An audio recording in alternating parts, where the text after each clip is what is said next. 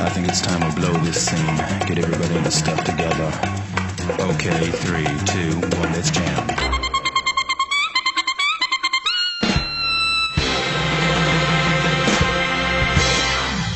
On today's episode of 1 Minute Reactions, Dr. Stone, episode 15, the culmination of 2 million years. First and foremost, I have a long overdue apology. My very first video, I made a giant mistake and was called out for it. Rightfully so, because it was a spoiler. Even though it was not intended, it seems to be a giant part of the story, of the mystery, and me just wanting to make sure I did my pronunciations correct, made a big oopsie. And I haven't never brought it up, never apologized, because it, like I said, it's a spoiler.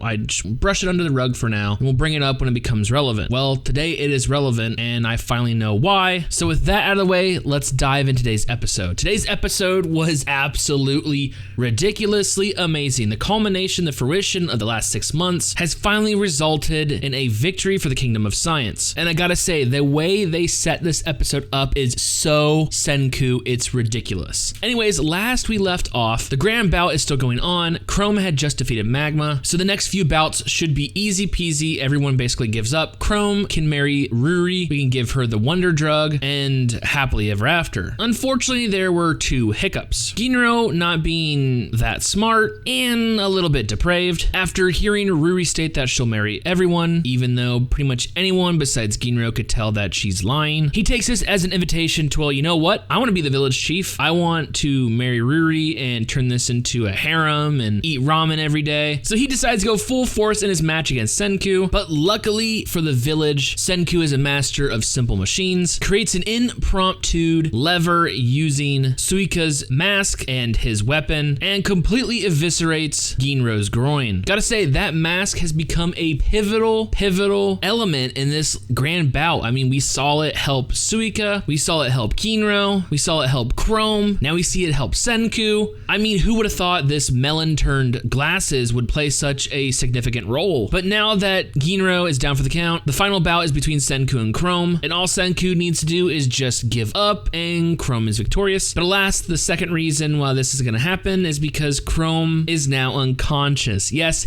he went through that ordeal of a battle with Magma to come out victorious, only to fall unconscious in the home stretch. But like I said, this episode showcases Senku being Senku. He accepts the marriage, and after receiving the alcohol as a gift, promptly divorces Ruri and takes off to the lab. This is just a hilarious moment, and honestly, really does showcase Senku as a person. But now that the grand bout is out of the way, it's time to get back to the wonder drug, because upon seeing Ruri, she doesn't have much time. She's coughing up blood, so now it's now or never. Everyone is all hands on deck, doing their best to help do anything they can to create this drug as fast as they can, and in a sprint to the finish, they are able to successfully create this drug in 1 day. But not only all of that, we're able to see that Senku is a man of his words. What else does he create? Yes, Gin's Cola. But now that he has fulfilled that promise, it's time to see if this wonder drug can actually work. He gives it to Ruri, and upon first inspection, he hears fluid in her lungs. This is not good. And at this point, he returns back to the lab to make more of the sulfur-based antibiotic, only to be interrupted by Suika saying that Ruri is having a coughing fit, she's getting worse. What could this possibly mean? Senku states that an antibiotic is not a miracle. It does have its limitations, especially if this is some kind of tuberculosis. She's all but done for. So they rush to the village and they see Ruri on the ground, almost entirely incapacitated by her coughing, and the village chief proceeds to literally choke the life out of Senku. But Senku knows something they don't. Her coughing is actually a good sign. It seems he is able to discern what disease she has. Yes, it is pneumonia. And although it can turn deadly, Senku proclaims that the kingdom of science has prevailed. This Rona drug is working. Don't worry, pneumonia interacts with other bacteria by altering them, but eventually the more antibiotic we give her, the better she'll be. We won, we did this. Hell, the village chief still wants to fucking kill Senku at this point, but everyone stands up for him. They believe in his science, they've seen what he's done, and after several more doses, it looks like Ruri is finally healed. This long, treacherous journey we've been on has finally bore fruit. Not only has he saved the life of their priestess, but he is now the chief of Ishigami Village. Yes, one of the major mistakes I made early on is pronouncing Senku's full name. At this point, we didn't know it in the story. Senku Ishigami Village, There is some kind of relationship between him and this village, and it seems that Ruri does have more information. Like I said, this episode was absolutely amazing. I loved every second of it. This twist I did not see coming in the grand bout where Ginro was being Ginro, but I should have saw it coming because, you know,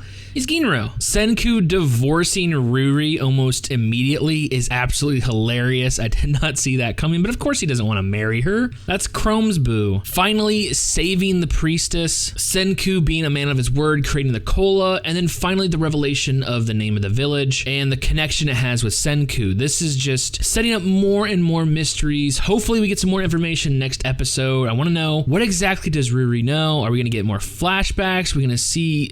Honestly, I'm so hooked by this series, and that's why I'm so upset with myself that I did a major spoiler. But with that, I will try better. So with all that, the possible information coming, not only we still have to go to the Shishio side of this world and find out what the hell he's been doing. There's just so much left in season 1 that we still need to hit. It's easy to say, I cannot wait for future episodes.